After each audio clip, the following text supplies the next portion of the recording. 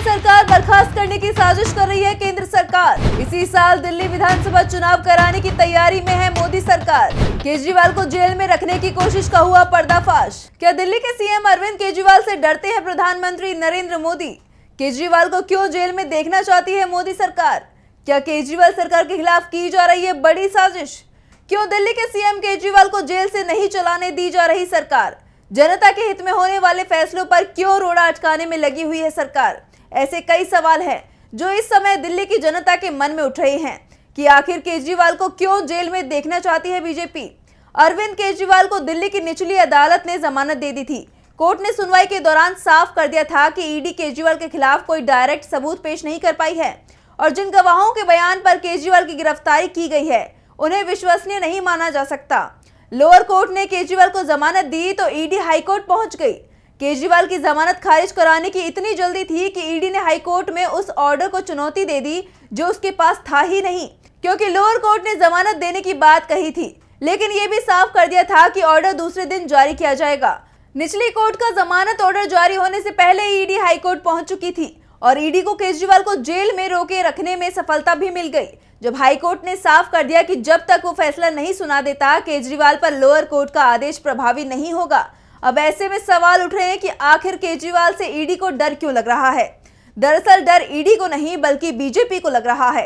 अगले साल यानी 2025 में फरवरी मार्च में दिल्ली विधानसभा के लिए चुनाव होना है और बीजेपी नेताओं को इस बात का एहसास है कि केजरीवाल अगर जेल से बाहर रहते हैं और खासतौर पर चुनाव की तैयारी में उन्हें 6 महीने भी मिल गए तो फिर बीजेपी की हालत वैसे ही होगी जैसे 2020 के विधानसभा चुनाव में हुई थी और शायद उससे भी खराब हालत हो सकती है, क्योंकि केजरीवाल सरकार जनहित की कई योजनाओं पर काम कर रही है जिसमें से कुछ योजनाएं तो गेम चेंजर मानी जा रही हैं।